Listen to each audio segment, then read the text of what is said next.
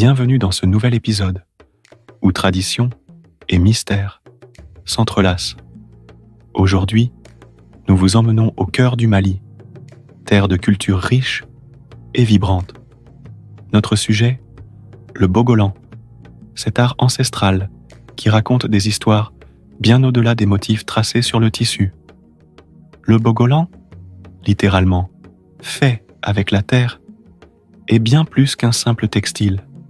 Depuis des siècles, ce tissu de coton teint avec des pigments naturels est une véritable signature culturelle des peuples mandingues. Chaque pièce raconte une histoire unique, mêlant symboles, croyances et liens profonds avec la terre. Ce procédé artisanal commence par le coton.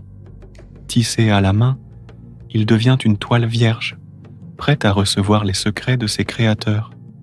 Les teintures, souvent fabriquées à partir d'argile, de feuilles ou d'écorce, sont appliquées avec une précision méticuleuse. C'est là que le génie du bogolan opère.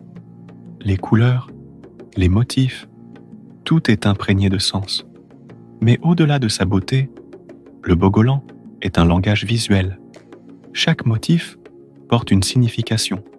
Une ligne brisée peut évoquer une rivière sinueuse. Un cercle peut symboliser l'unité d'une famille.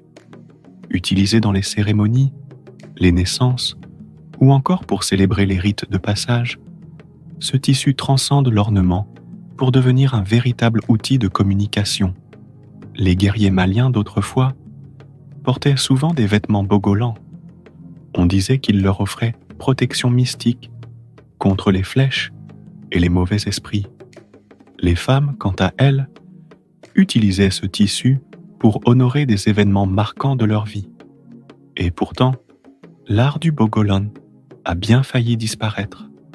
Avec l'arrivée des textiles industriels, il fut un temps menacé. Mais grâce à des artistes et artisans dévoués, il renaît aujourd'hui. Des créateurs contemporains intègrent le bogolan dans la mode, lui offrant une nouvelle vie, tout en honorant ses racines. Le bogolan, c'est bien plus qu'un simple tissu. C'est une énigme vivante, une mémoire tissée, un héritage transmis avec amour et fierté. Merci d'avoir voyagé avec nous à travers l'histoire de ce trésor malien. Rejoignez-moi dans le prochain épisode de BK Podcast, où l'Afrique continue de dévoiler ses merveilles.